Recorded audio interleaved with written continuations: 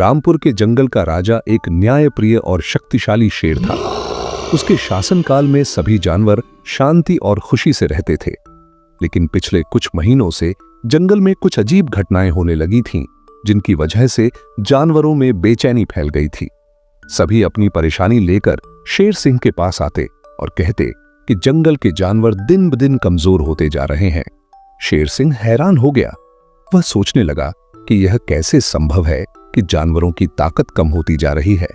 फिर उसे सूचना मिली कि जंगल की काली गुफा से कोई ऐसी शक्ति निकल रही है जो सबकी ताकत छीन रही है। यह जानकर उसने फैसला किया कि वह खुद इस मामले की तह तक पहुंचेगा और पता करेगा कि कौन सी शक्ति जंगल के निवासियों को कमजोर कर रही है। अगली सुबह सभी जानवर शेर सिंह के नेतृत्व में काली गुफा की ओर रवाना हो गए।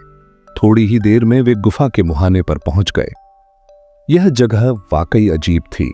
चारों ओर दीवारों पर रहस्यमयी चित्र बने हुए थे। इन चित्रों को देखकर ऐसा लग रहा था जैसे वे कोई संदेश दे रहे हों। शेर सिंह ने सबसे बुद्धिमान मानी जाने वाली लोमड़ी से कहा कि वह इन चित्रों का मतलब समझने की कोशिश करे।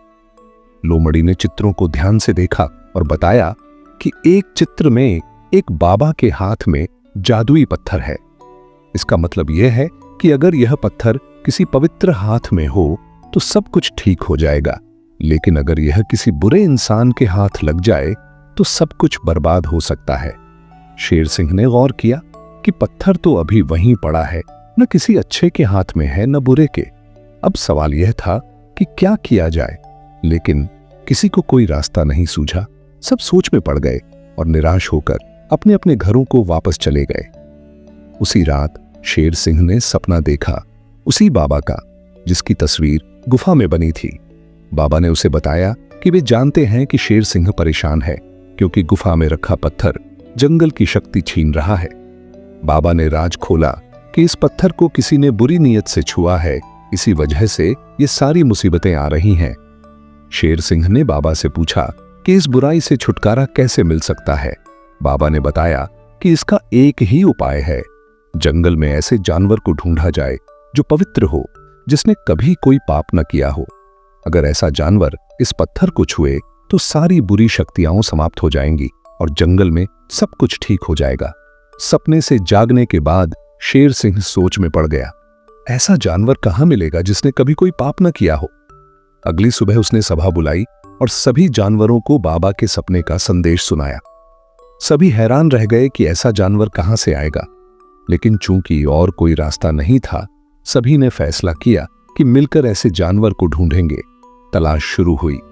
हर जानवर से सवाल किया गया। किसी ने कहा कि वह रोज शिकार करता है इसलिए पापी है। किसी ने बताया कि उसने प्रेम में बेवफाई की जो दिल तोड़ने का पाप है। किसी ने कहा कि वह शाकाहारी है लेकिन उसकी जिंदगी में भी ऐसा पाप था जिससे वह पवित्र नहीं रहा। यहां तक कि हिरनी भी पापी निकली क्योंकि शादी से पहले उसका एक चीते से संबंध था, जिसके कारण उसका पति हिरण नाराज होकर तलाक दे चुका था। शेर सिंह ने बुद्धिमान लोमड़ी से सलाह ली, लेकिन वह भी निराश हो चुकी थी। सभी जानवर निराश होकर अपने घरों को लौट गए। उसी रात फिर बाबा शेर सिंह के सपने में आए। शेर सिंह ने उनसे विनती की कि वे कोई ऐसा जानवर बता दें, क्योंकि सारे जानवर पापी निकले हैं। बाबा ने कहा कि जंगल की सीमा पर चमेली नाम की एक बकरी रहती है जिसने कभी कोई पाप नहीं किया। यह सुनकर शेर सिंह ने फैसला किया कि अगले दिन चमेली से मुलाकात करेगा।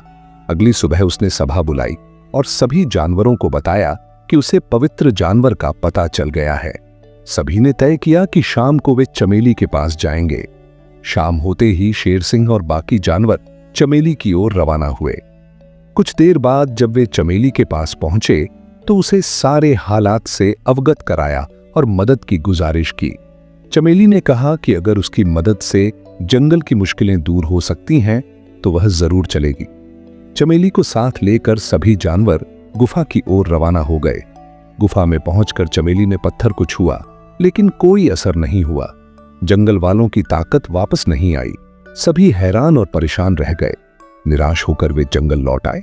उसी समय चंटू खरगोश दौड़ता हुआ आया और शेर सिंह को बताया कि जिस बकरी को वे साथ ले गए थे वह असली बकरी नहीं थी, बल्कि भेड़िए ने असली बकरी को कैद कर उसकी जगह खुद को भेस बदलकर भेजा था, ताकि शक्तियां वापस न आए और वह राजा बन सके। जब भेड़िए का राज खुला तो शेर सिंह ने पूछा कि उसने ऐसा क्यों किया।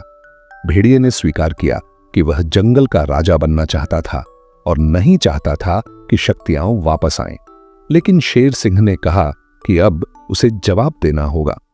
अगली सुबह सभी जानवरों को यह खुशखबरी मिली कि शक्तियां वापस आ गई हैं, क्योंकि असली चमेली बकरी को छुड़ाकर उसे गुफा ले जाया गया और जब उसने पत्थर को छुआ तो सारी शक्तियां वापस आ गईं।